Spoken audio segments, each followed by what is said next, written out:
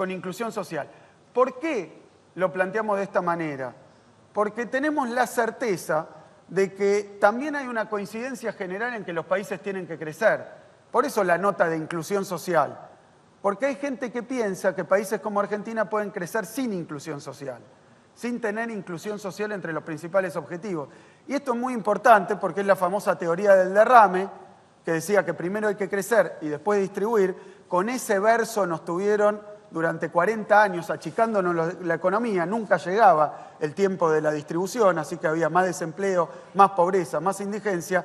Y lo que yo creo que es central del planteo de Néstor Kirchner y de Cristina Fernández de Kirchner es que en realidad para países emergentes, porque no quiero dar la discusión teórica en general, pero países emergentes y países como Argentina, no hay mejor instrumento de crecimiento que la inclusión social. Es decir, no son dos factores separados que pueden ir uno o el otro, digamos, veamos el orden.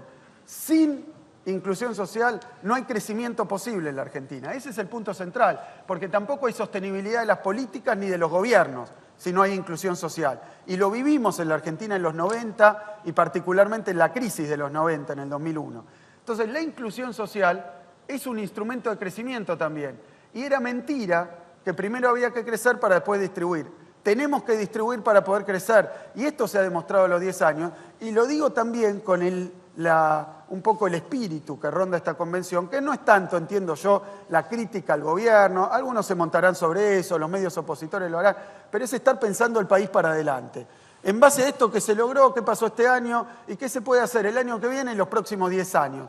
Por supuesto que esto hay que discutir. Y me parece que una discusión que ya no tenemos que dar es si hay que distribuir o no. Si ahora hay que meterle al crecimiento para después seguir con la distribución. Hay que seguir distribuyendo. Porque esa política de crecimiento con inclusión social, incluir para crecer, es una política de industrialización. Los quiero convencer de eso. Quiero convencer a la industria de que esa es una política de industrialización, que no es otra cosa. ¿Por qué? Porque la inclusión social, básicamente, es generar esa capacidad de compra de los argentinos que si no está, no hay mercado interno. Y todos nosotros sabemos que ese incremento en la producción industrial tuvo mucho que ver con la dinámica del mercado interno. Así que también es una falsa dicotomía.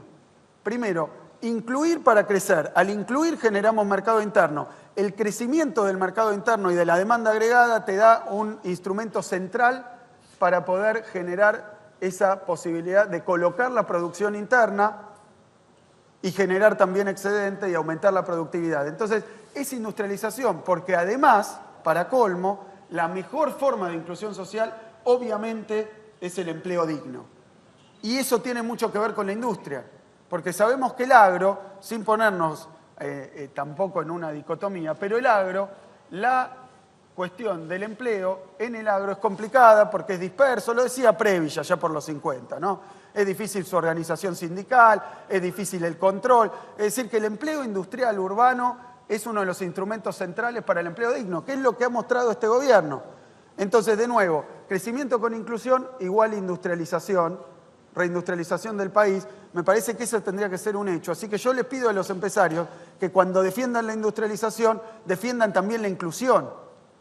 No nada más porque le genera a un argentino que antes tenía malas condiciones de vida, una mejor condición de vida, lo cual ya tendría que alcanzar, sino también porque es una política económica de reindustrialización del país.